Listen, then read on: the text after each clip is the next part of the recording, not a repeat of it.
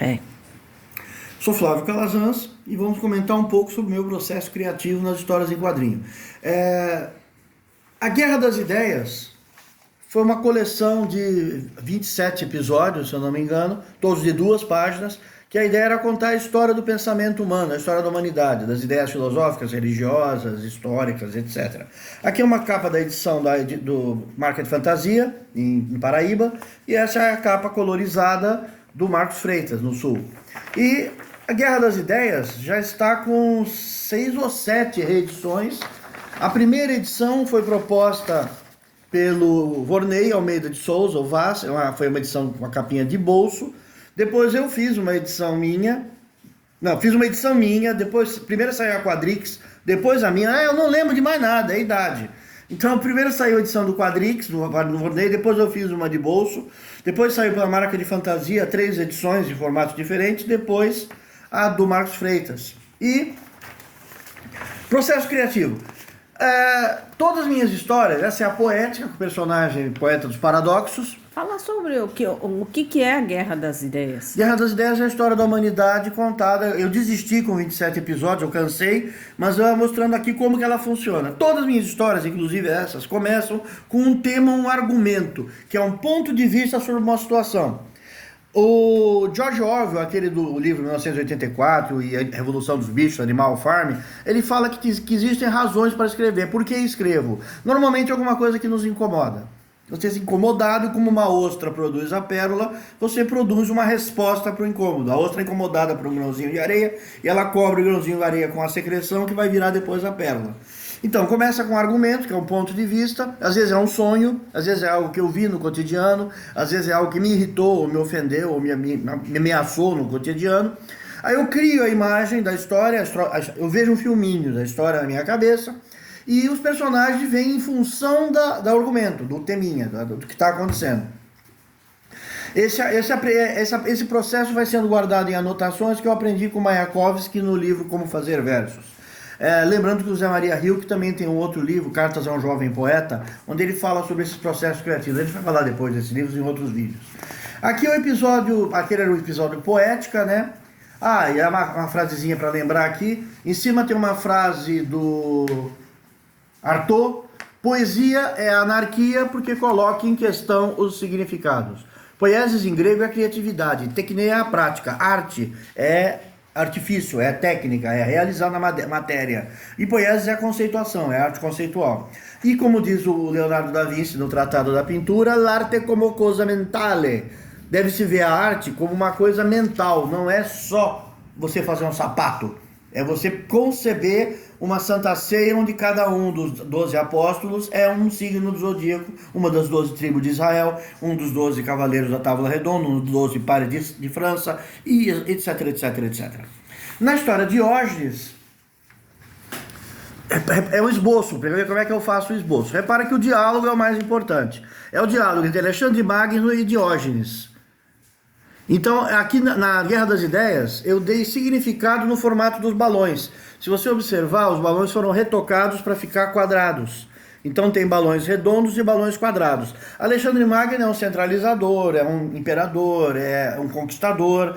E Diógenes é o cínico, o filósofo questionando, livre. A história é mais ou menos o seguinte: o Alexandre chega em Atenas, Diógenes mora fora de Atenas, depois dos portões lá dos estoicos, ele mora num barril. É aquele que andou com aquela luzinha procurando um homem, procurando um ser humano, uma lanterna, procurando um homem. Ele está deitado, Diógenes, e vem o Alexandre em cima do seu cavalo bucéfalo, aquele cavalo enorme, cabeça de búfalo, e ele começa a conversar com o Diógenes. No meio da conversa, ele pergunta pro Diógenes: eu sou o imperador do mundo, eu posso te dar tudo, o que você quer? E aí o Diógenes responde: dá um passo pro lado, porque o seu cavalo e você estão fazendo sombra e eu estou tomando sol.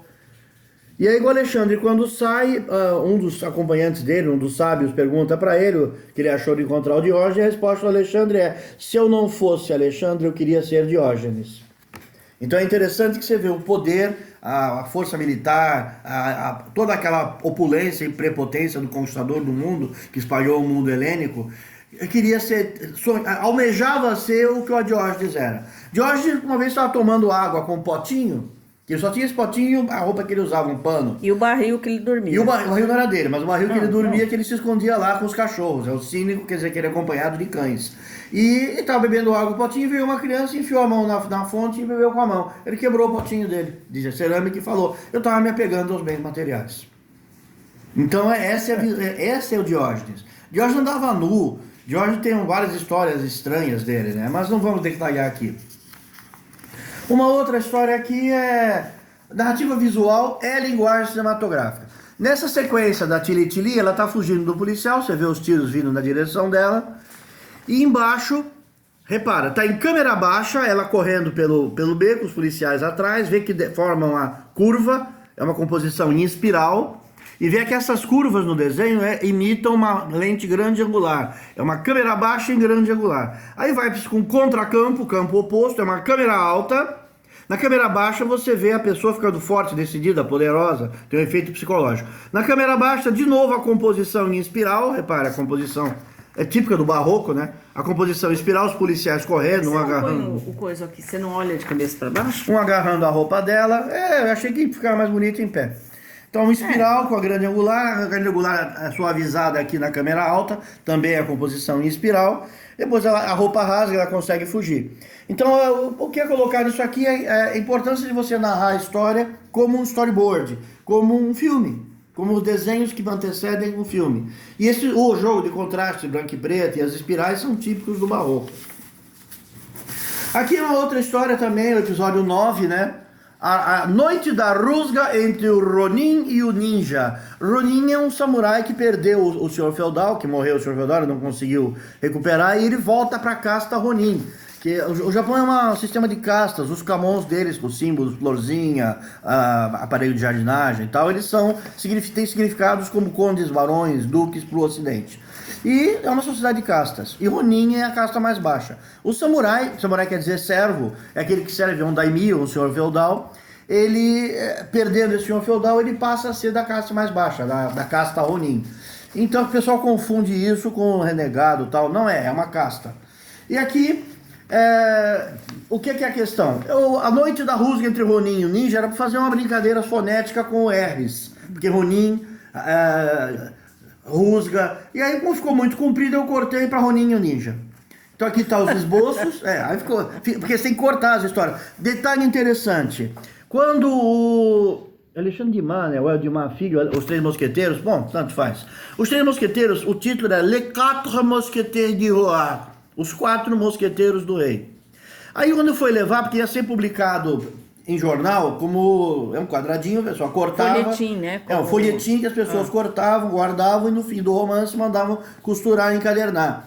E a página em cima de cada uma delas tinha o título. Aí o editor falou: pô, quatre, são 4 letras. Você, por causa dessa letra, vai me fazer pular uma linha. Primeiro tira de Roi, porque todo mundo sabe que o mosqueteiro é do rei. São 6 letras. Todo mundo sabe que o mosqueteiro é do rei. E... 4. 6. Tá bom. Eu não contei agora, mas o caso é, tinha uma letra a mais e ia pular de linha. Então ficou... se eu fizer Trois, ficam 3 letras. Aí falou, bom, a D'Artagnan chega depois, os 3 já são. Então, os 3 mosqueteiros. Dos 4 mosqueteiros, desceu para 3 mosqueteiros. Mas é isso. Aqui os esboços das cenas, vê que já tem uma cena entre as pernas do samurai, o Ronin atrás, vê que eu tinha feito com armadura o samurai. Só que o samurai, o Ronin não usa mais armadura, não usa mais Kamon, não usa mais o brasão, ele perde o direito dessas coisas. Então eu adaptei para um samurai de roupa, só com uma espécie daquele kimono que eles usam, o traje, né? E aqui é a cena do combate. Vê que tem no esboço o pulo, aqui o pulo no esboço e o pulo como ficou terminado. O ninja dando uma... Ele joga uma shuriken e mata o samurai. Aí é o fim da história. Mas é só um exemplo de processo criativo, de como vai. E normalmente, lembrando uma coisa, em grego, dram é ação, é verbo. Então o drama é movimento. A história em quadrinho, como o cinema, ele vai ter que ter movimento. Se puser o cara sentado falando, ninguém aguenta. Esses balões grandes são muito cansativos para quem está lendo. E... repara que nessa você tem uma diagramação normal. Já no Quilombo, eu fiz uma página que se compõe como um pôster, construindo não tendo muito ordem de leitura, você lê por onde você quiser. Essa questão da ordem de leitura eu explorei em muitas histórias, em muitas experiências posteriores. Aqui é uma que eu fiz com o Rodrigo, o desenhista Rodrigo. Esse é o meu roteiro, com a descrição, bem como um roteiro de cinema, a descrição da imagem e as falas. Tem as falas e imagens. E aí eu já digo se é câmera alta, se é câmera baixa, se é close, é linguagem cinematográfica. Do roteiro ele fez o primeiro esboço a lápis, que eu estou propondo que seja o rosto, o manifesto, o Homem do Pau Brasil, o Manifesto Pau Brasil. Então o rosto do Oswald de Andrade no centro e as frases soltas correndo em volta, para ser lido como um pôster, sem ordem de leitura, simultaneidade narrativa.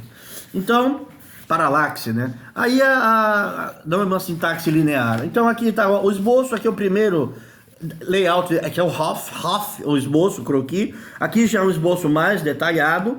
E finalmente a finalização em nanquim já com letreiramento. Vê que aqui não tem as letras. Aqui já está letreirado. Isso aí foi feito essa história foi feita nas oficinas Três Rios, num projeto do Álvaro de Moya, que era para fazer uma homenagem aos modernistas. Obviamente o projeto não foi para frente e a história não saiu. Então basicamente era isso. Obrigado e depois a gente fala mais sobre o meu processo criativo.